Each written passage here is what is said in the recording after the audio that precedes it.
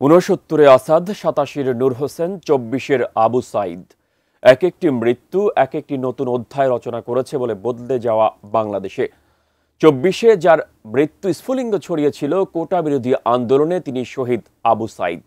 তাই তো মৃত্যু ভয়হীন আবু সাইদের প্রসারিত সেই দুই হাতের গ্রাফিতি আজ অধিকার আদায়ের আইকন।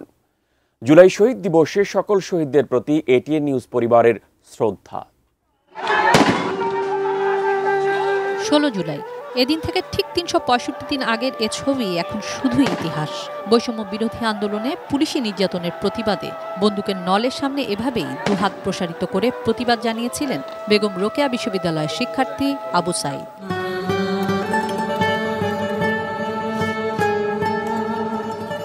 অ্যান্টিব্যাকটেরিয়াল অ্যাডিটিভ যুক্ত সেরা ওয়াটার ট্যাঙ্ক বিশুদ্ধ পানিতে ব্যাকটেরিয়া জন্মাতে দেয় না। অধিকার চাইতে গিয়ে লাশ হয়ে ফেরার সাক্ষী হয়েছে এদেশ। কি অপরাধে? উত্তর নেই।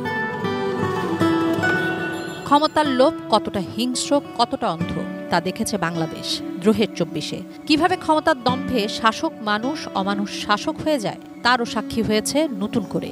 অধিকার চাইতে গিয়ে রাজাকারের তকমা পাওয়া নিরস্ত্র শিক্ষার্থীদের দমাতে পুলিশের ভাষা ছিল বুলেট, যার আঘাতে ২৪-এ ১৬ জুলাই স্বপ্নভঙ্গ হয়েছিল একটি পরিবারের, কিন্তু নাড়া পড়েছিল জাতির বিবেকে, কেঁপে উঠেছিল দেশ।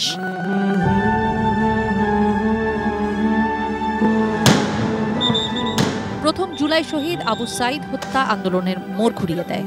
আন্দোলনের গভীরে গিয়ে যখন আবু সাইদের রক্ত শুকাচ্ছিল রাজপথে, তখন জন্ম নিচ্ছিল ইতিহাসের এক নতুন বাঁক। উত্তপ্ত রাজপথের প্রতিটি স্লোগানে ফুটে উঠেছিল এক একটা আত্মার চিৎকার, প্রজন্মের গর্জন। আবু সাইদ এখন শুধু একটি নাম নয়, একটি প্রেরণা ও প্রতিরোধের প্রতীক।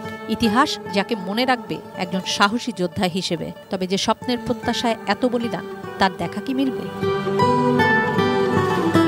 কিশোর জাহান, এটিএন নিউজ, ঢাকা।